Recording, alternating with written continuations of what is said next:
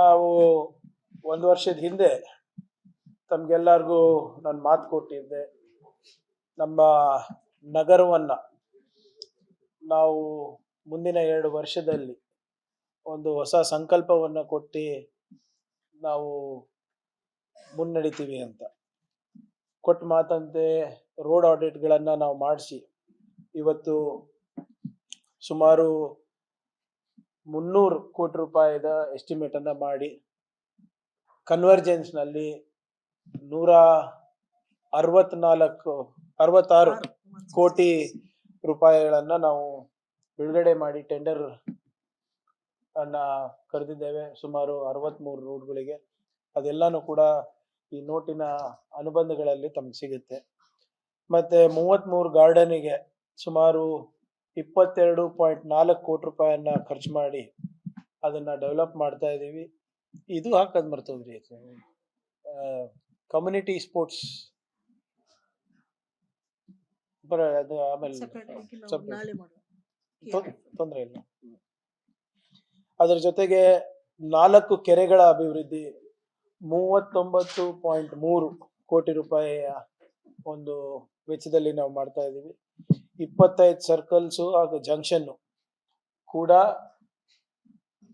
Government of Karnataka ಮತ್ತು corporation ಅವರ ಜಂಟಿ ಸಹಕಾರದಿಂದ 13.4 ಕೋಟಿ ವರ್ಕ್ಸ್ ಅನ್ನ ನಾವು ತಗೊಂಡಿದ್ದೀವಿ.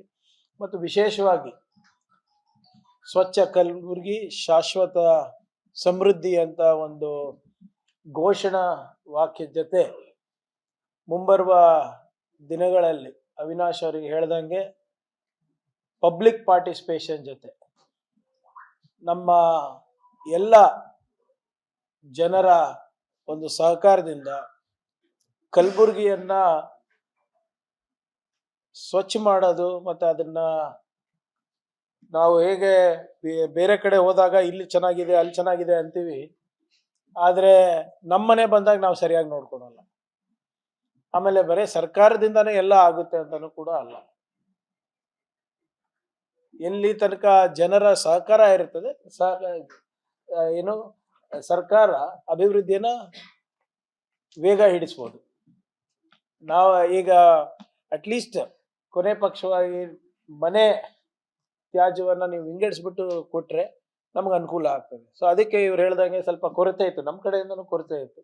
ಅವೆಲ್ಲಾನು ಕೂಡ ಆಳವಾಗಿ ಗಮನಿಸಿ ಅದ್ರ ಬಗ್ಗೆ ವಿಚಾರ ಮಾಡಿ ಸ್ಟಡಿ ಮಾಡಿ ಅಲ್ಲಿ ಏನೇನ್ ಗ್ಯಾಪ್ಸ್ ಇದೆ ಅವೆಲ್ಲಾನು ಕೂಡ ಇವತ್ತು ಪ್ಲಗ್ ಮಾಡಿದ್ದೀವಿ. ಸೊ ನಮ್ಮ ಸಾಲಿಡ್ ವೇಸ್ಟ್ ಮ್ಯಾನೇಜ್ಮೆಂಟಿಗೆ ಇರ್ಬೋದು, ಮೆಟೀರಿಯಲ್ ರಿಕವರ್ ಫೆಸಿಲಿಟಿಗೆ ಇರ್ಬೋದು, construction and demolition waste treatment ಅಂದರೆ ಡೆಬ್ರಿದು ಟ್ರೀಟ್ಮೆಂಟ್ ಇರ್ಬೋದು, ಹೊಸ ವೆಹಿಕಲ್ಗಳು ಇರ್ಬೋದು, ಮತ್ತೆ ಒಂದು ಉತ್ತಮವಾದಂಥ ಕ್ಯಾಂಪೇನು ಮುಂದಿನ 2.5-3 ವರ್ಷ ಏನು ಮಾಡಬಹುದು ಅಂದ್ಬಿಟ್ಟು ಕೂಡ ಒಂದು ನೀಲಿ ನಕ್ಷೆಯನ್ನ ನಾವು ಹಾಕೊಂಡಿದ್ದೇವೆ. ಸೊ ಸುಮಾರು ಈ ಎಲ್ಲ 4-5 ವಿಭಿನ್ನವಾದಂಥ ಇನಿಷಿಯೇಟಿವ್ಸ್ ಮತ್ತೆ ನಮ್ಮ ಜವಾಬ್ದಾರಿ ಏನಿದೆ ಅದಕ್ಕೋಸ್ಕರ ಸುಮಾರು ಅಂದಾಜು 297 crores ವಿ ಆರ್ ಸ್ಪೆಂಡಿಂಗ್. ಆಮೇಲೆ ಮುಂಬರುವ ದಿನಗಳಲ್ಲೂ ಕೂಡ ಇದನ್ನ ಹೀಗೆ ಬಿಡೋದಲ್ಲ. ನಾನು ಹೇಳ್ದಂಗೆ ಒಂದು ಹೊಸ ಸಂಕಲ್ಪವನ್ನು ನಾವು ಆಲೋಚನೆ ಮಾಡಿದ್ದೀವಿ ಕಲಬುರಗಿಗೆ, ನಗರಕ್ಕೆ ವಿಶೇಷವಾಗಿ. ಯಾಕಂದ್ರೆ ಇದೇ ನಮ್ಮ ಆಂಕರ್ ಆಗಿರ್ತದೆ. ಸೊ ಮುಂಬರುವ ದಿನಗಳಲ್ಲಿ ಇನ್ನ ಹೆಚ್ಚು ಕೆಲಸ ಆಗ್ಬೇಕಾಗಿದೆ. ಇನ್ನ ಈಗ ಮಾನ್ಯ ಶಾಸಕರು ಒಂದು ಬಹಳ ಉತ್ತಮವಾದಂತ ಸಲಹೆ ನೀಡಿ 4 ಕಡೆ ಸ್ಯಾಟಲೈಟ್ ಬಸ್ ಸ್ಟ್ಯಾಂಡ್ಗಳು ಮಾಡಬೇಕಂತ ಇದ್ದಾರೆ. ಅದಕ್ಕಾಗಲೇ ಪ್ರಸ್ತಾವನೆ ಸಲ್ಲಿಸ್ಬಿಟ್ಟಿದ್ದೀವಿ. 2 ಇಲಾಖೆಯಿಂದ ನಮ್ಗೆ ಅನುಮೋದನೆ ಕೂಡ ಬಂದಿದೆ. ಅದಲ್ಲದೆ ನಮ್ಮ ಎಲೆಕ್ಟ್ರಿಸಿಟಿ ಎಲ್ಲ ನಮ್ಮ ವೈರ್ಗಳು ಸ್ಟ್ರೀಟ್ ಲೈಟ್ಸ್ ಆಡಿಟ್ ಅವಿನಾಶ್ ಅವ್ರು ಮಾಡಿದ್ದಾರೆ. ಮತ್ತೆ ಅದಕ್ಕೆ ಎಲ್ಲಾನು ಅಂಡರ್ ಗ್ರೌಂಡ್ ತಗೊಂಡು ಹೋಗ್ತಾ ಇದೀವಿ. ಸುಮಾರು 500-600 ಕೋಟಿ ರೂಪಾಯಿ ಖರ್ಚಾಗುತ್ತೆ ಅದಕ್ಕೆ. ಮತ್ತೆ UGDದು ಕೂಡ ಸಂಪೂರ್ಣವಾದಂತ ಒಂದು ನೀಲಿ ನಕ್ಷೆಯನ್ನ ನಾವು ಮಾಡ್ಕೊಂಡಿದೀವಿ. ಅದು ಕೂಡ ದುಡ್ಡನ್ನ ಕಳೆದ KKRDB ಇಂದ ಬಿಡುಗಡೆ ಮಾಡಿದೀವಿ. ಸೊ ಒಟ್ಟಾರೆ we are planning scientifically, we are planning it with experts and ನಮ್ಮ ಪ್ರಾಮಾಣಿಕ ಪ್ರಯತ್ನ ಈ ನಿಟ್ಟಿನಲ್ಲಿ ಇದೆ. ಸೊ ಅದಕ್ಕೆಲ್ಲರಿಗೂ ತಮ್ಮ ಸಹಕಾರ ಇರಲಿ ಅಂತ ಕೋರ್ತಾ ಇದ್ದೀನಿ. ಮಾನ್ಯ ನಮ್ಮ ಶಾಸಕರ ಒಂದು ಕಾಳಜಿ ಮೇರೆಗೆ ಇವೆಲ್ಲಾನು ಕೆಲಸಗಳು ಆಗ್ತಾ ಇವೆ. ದಯವಿಟ್ಟು ಕಮಿಷನರ್ ಅವರೇ ಇದೆಲ್ಲಾನು ಸ್ವಲ್ಪ ಅವ್ರಿಗೆ ಕೊಟ್ರೆ ಮತ್ತೆ ಎಲ್ಲ ಡೀಟೇಲ್ ಇದೆ, ಯಾವ ರೋಡ್ ತಗೊಂಡಿದೀವಿ, ಯಾವ ಹಂತದಲ್ಲಿದೆ, ಆಲ್ ಡೀಟೇಲ್ಸ್ ಆರ್ ಹಿಯರ್. ಅದ್ರ ಮೇರೆಗೆ ತಮ್ದೇನಾದ್ರೂ ಸಲಹೆ ಇದ್ರೆ 100% ಅದನ್ನು ಕೂಡ ನಾವು ಸ್ವೀಕಾರ ಮಾಡಿ ಮುಂದೆ ಬರೋ ದಿನಗಳಲ್ಲಿ ಅದನ್ನು ಕೂಡ ನಾವು ಸರಿಪಡಿಸ್ತೀವಿ. ಧನ್ಯವಾದ.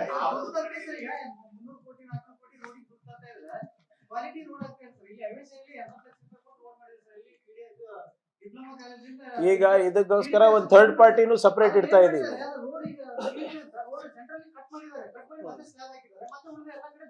ಇವಾಗ ಎಲ್ಲಾನು ಕೂಡ ವೈಜ್ಞಾನಿಕವಾಗಿ ಮಾಡ್ಬೇಕು ಅಂದ್ಬಿಟ್ಟು, ಇಲ್ಲ ಹಂಗಲ್ಲ ಸರ್, ಒಂದ್ ನಿಮಿಷ, ನಿಮ್ ಮೇಲಿಂದ ಎಲ್ಲಾ ಏಜೆನ್ಸಿಗಳು ಕೋಆರ್ಡಿನೇಷನ್ ಆಗ್ಬೇಕಂತ ನಾವು ಹೇಳಿದೀವಿ. ಅದಕ್ಕೋಸ್ಕರನೇ ಒಬ್ರು ಹೆಂಗೆ GBA ನಲ್ಲಿ ಒಂದು ಡ್ಯಾಶ್ ಬೋರ್ಡ್ ಅನ್ನ ಸಜೆಸ್ಟ್ ಮಾಡಿದ್ದಾರೆ ಬೆಂಗಳೂರಿನಲ್ಲಿ. ಆ ಮಾದರಿ ಇಲ್ಲೂ ಕೂಡ ಅಳವಡಿಸ್ಕೊಳ್ಬೇಕು ಅಂದ್ಬಿಟ್ಟು ನಾವು ಮಹೇಶ್ವರ ರಾವ್ ಅವ್ರ ಹತ್ರ ಕೇಳ್ಕೊಂಡಿದೀವಿ.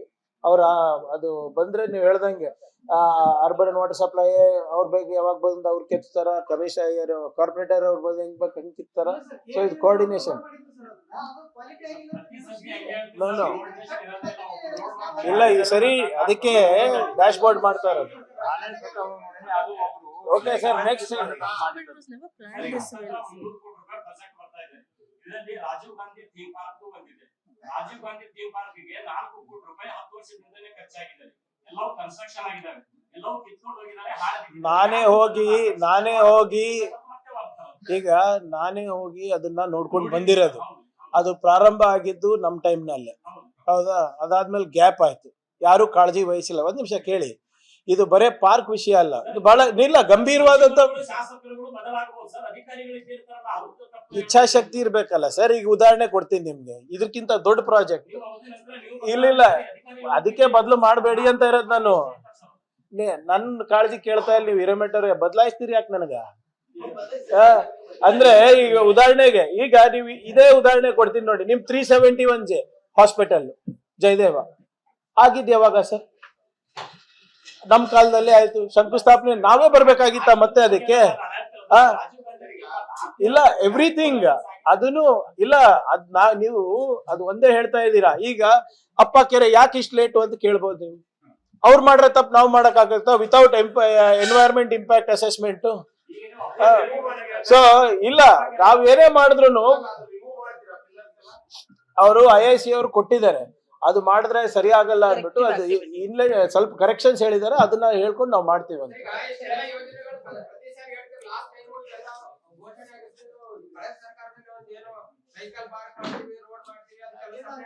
ನಾನ್ ಕೊಟ್ಟಿರೋ ಮಾತಿಗೆ ನಮ್ ಜವಾಬ್ದಾರಿ, ಹಿಂದಿನ ಸರ್ಕಾರ ಕೊಟ್ಟಿದ್ ಮಾತು ನಾನ್ ಹೆಂಗ್ ಜವಾಬ್ದಾರಿ ಆಗ್ತದ?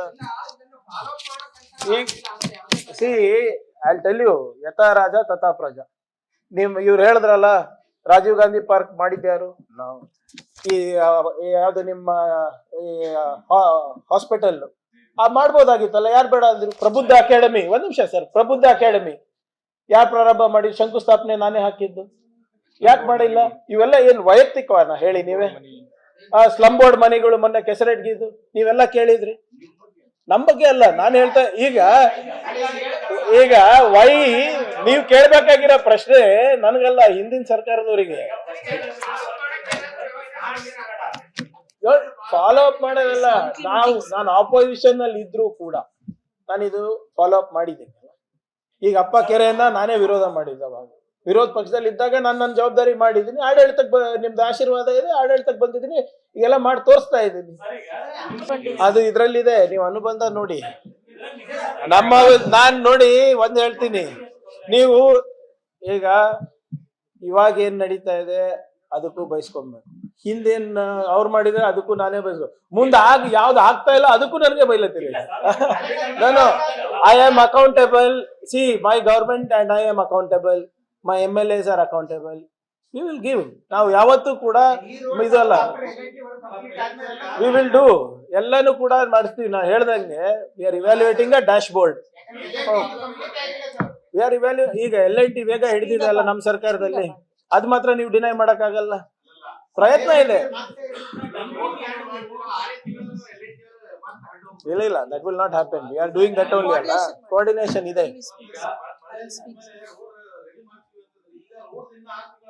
ಇಲ್ಲ ಯಾರು ಹೇಳಿದ್ರು?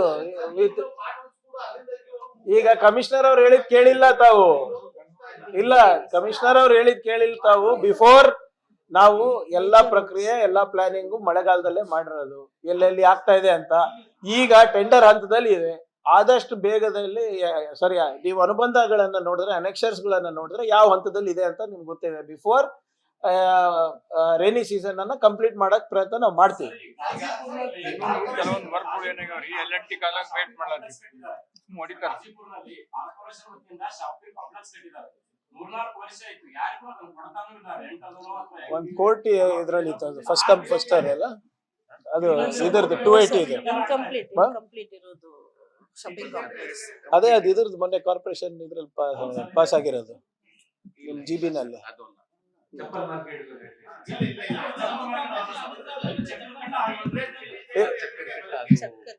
City centre opposite sir. ಹಳೆ ಯಾರಿದ್ರು SCP ಅದು ಇಲ್ಲ ಇಲ್ಲ ಅದು ನಾ ಗೊತ್ತು. ಮೊನ್ನೆ 3,000 ಸ್ಕ್ವೇರ್ ಫೀಟ್ 7,000 G+1 ಅದ್ ನಾನೇ ತಗೊಂತಾ ಇದೀನಿ ನಮ್ ಇಲಾಖೆಗೆ. ಇನ್ಕ್ಯುಬೇಷನ್ ಸೆಂಟರ್ ಈಗ ಇಲ್ಲ, ನೀವು ಹಿಂಗೆ ಕನ್ಫ್ಯೂಸ್ ಮಾಡ್ತೀರಿ ನನ್ಗ. ಈಗ it will be operational in the next 4 months. ಈಗ ನಾಳೆ ಅವ್ರು ಬಂದು ಸೈನ್ ಅಪ್ ಮಾಡಿ, ಈಗ ನವೆಂಬರ್ 18ನೇ ತಾರೀಕು ಕೃಷಿ ಕಲ್ಪ ಅವ್ರ ಜೊತೆ ನಮ್ಮ ಇಲಾಖೆದು ಒಪ್ಪಂದ ಆಗಿದೆ. ಇಲ್ಲಿ state of the art co working space ಹೊಸ ನವೋದ್ಯಮಗಳಿಗೆ ನಾವು ಉತ್ತೇಜನ ನೀಡ್ಬೇಕಂದ್ಬಿಟ್ಟು ನಾವೇ ತಗೊಂಡಿರೋದು. ಬೇರೆ ಕೆಲಸಗಳಿಗೆ ಯೂಸ್ ಆಗ್ತಾ ಇದೆ ಸರ್. ನೀವು ಅದನ್ನು ಈಗ ನಾವೇ ತಗೊಂಡು ನಮ್ ಕೆಲ್ಸಕ್ಕೆ ಯೂಸ್ ಮಾಡ್ತೀವಿ.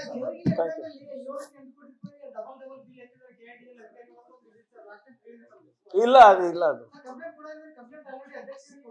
ಯಾವ ಅಧ್ಯಕ್ಷರು ಕೊಟ್ಟು ಅದ್ ನಾನು ಚೆಕ್ ಮಾಡ್ಕೊಂಡು, ನಾನು ನೀವು ಹೇಳಿದ್ಮೇಲೆ ತಿಳ್ಕೊಂಡೆ. ಅಂತದ್ ಯಾವ್ದು ಮಾಹಿತಿ ಅವ್ರ ಬಳಿ ಇರ್ಲಿಲ್ಲ. ಡಾಕ್ಯುಮೆಂಟ್ ನಾವು ಕೊಡಿ. ಅಲ್ಲಿ ಅಧ್ಯಕ್ಷರಿಗೆ ಕೊಟ್ಟು, ಅಧ್ಯಕ್ಷರು ಯಾರು ಸಂಗಮೇಶ್ವರಿಗೆ ಕೊಟ್ಟಿದಾರ, ಏನ್ MD ಅವ್ರಿಗೆ ಕೊಟ್ಟಿದಾರ? I will find out. But ನಾನ್ ಕೇಳಿದಾಗಂತೂ ಯಾವ್ದು ಮಾಹಿತಿ ಬಂದಿರ್ಲಿಲ್ಲ.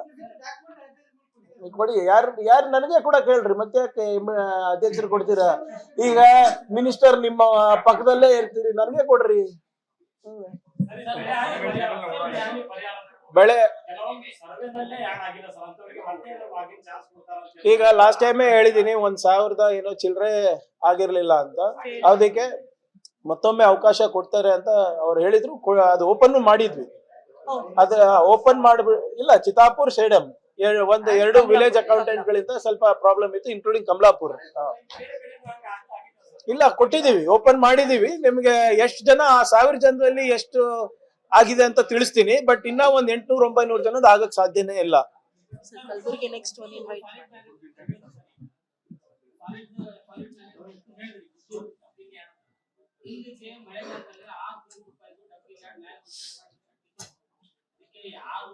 ಅದು ಇಲ್ಲ ಕೇಳಿದೀನಿ, ಅದು ತನಿಖೆ ಮಾಡಿದ್ವಿ.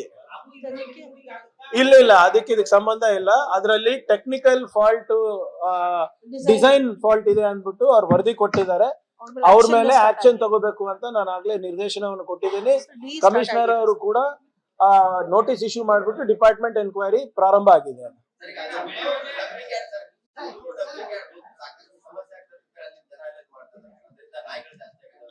ಈಗ ಒಂದು ಡಾಗ್ ಶೆಲ್ಟರ್ ಕೂಡ ನಾವು ಮಾಡ್ತಾ ಇದೀವಿ ಅಲ್ಲಿ 5 ಕೋಟಿ ವೆಚ್ಚದಲ್ಲಿ. ಅದೇ